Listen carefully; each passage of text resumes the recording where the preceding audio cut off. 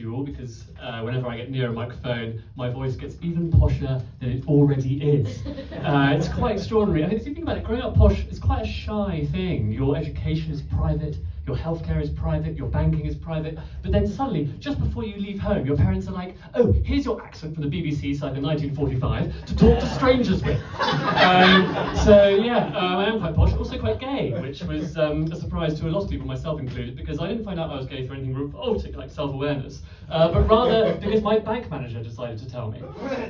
When you are posh, you're given a private bank account by the king, and these banks are staffed exclusively by middle-aged white men called Jerry. And Jerry rang me one very hungover Sunday morning a long time ago and said, hello, Freddie. And I said, hello, Jerry. And he goes, look, a bit of a sticky wicket. Turns out we found fraud on your card last night. We'd like to go through your transactions to find out when the fraud started, when your transaction ended. I said, that's a great idea. He said, excellent. You spent £24 in Soho at a place called Gay. And I immediately said, that's not how you pronounce it, Jerry. You then spent £24 with the Admiral Duncan, incidentally also a client of the bank, before withdrawing £2,000 in Lagos and spending a further tenner at some restaurant called the Gay Hussar. And I thought to myself, fucking hell, Fred, these midnight trips to Nigeria are wild. But secondly, I think you might be gay. Good thing about being posh and gay, of course, is you can go abroad to do it. Just pop along to Southern Europe, where everyone's gay anyway because it's so hot. And you can do whatever you like, and that's exactly what I did. I went to live in Paris after uni, which as we know is very Southern Europe. I had sex with a guy for the first time and it was great, but all I could think about was school. Not because back then I'd yearned for it, although obviously back then I kind of have. I remember reading George Orwell's book Down and Out in Paris and London, hoping it was a manual. Because back then, just the word gay, as we all remember, was ubiquitous slang for bad, right? We can remember that, like 20 years ago, like everything shit was gay. Maths was so gay, your parents were so gay, the weather could be so gay. Right forward to Paris, there's a guy's dick in my arse, and all I can think is, oh, this is pretty fucking gay, Fred. I wonder what the gay weather's take on this is. Jealous? I should have known really. I first went to boarding school when I was 7, and when I got there, I opted to play the bagpipes. Is there a gayer, louder cry for help than the bagpipes?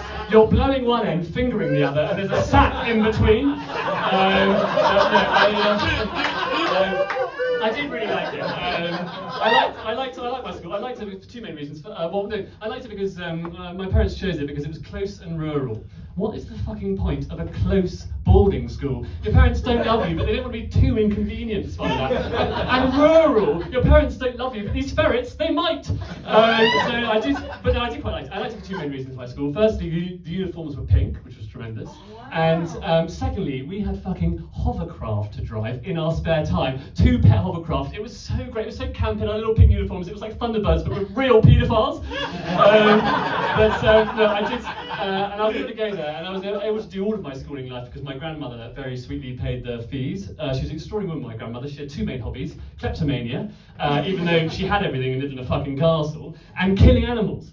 Her kleptomania was absolutely nuts. She was like a shit Robin Hood. She stole from the rich to give to the rich. She just fucked the sheriff of Nottingham instead. And the animals, she loved shooting dove. Literally the messenger of peace, that bird, dove. But she didn't have a message of peace to give. And the more I kind of think about it, the more I understand, because it's very difficult to love thy neighbour if you live within a moat. But no, she was nuts, and when she got too old, too frail to shoot or to steal, she had 2 main things, and that was mainly to try and find me a job, and also to outlive David Attenborough. Not because of his kind of like wildlife conservation thing, but rather she felt there was this gigantic hypocrisy with the idea of living so long and also simultaneously banging on about overpopulation the whole fucking time. I don't know if you guys have seen the most recent ones. He's not even there. He's not even fucking there in Wild Planet 3 or whatever it is. And that's not because of logistics, that's because him and the animals, they've run out of conversation. No, she was amazing. And actually I did find a job, guys, in the House of Lords, obviously. I worked there for a few years. I don't know, it's a good one for the Queer Comedy Club. The House of Lords was actually the first place to decriminalise homosexuality. That's where it started in the 1960s. I just want to say on behalf of all Lords, behalf of Biffo, Reggie, Rollo, Spiker, you're welcome. I don't know, who knows, maybe us poshos could do more in public life. But no, I just want to end with you guys on a story. When I came out to my dad, came up to my dad on the phone, because courage, and I said to him, Dad, I'm gay, and my dad said, oh, I had a friend at school who's gay, and I said, oh really? He goes, yes, he shot himself. And I said, what? He goes, no, he missed. And I was like, fucking hell, I've got no plan to do that at all. My father genuinely went, no, you're a terribly good shot. Anyway, that's it, thank you very much.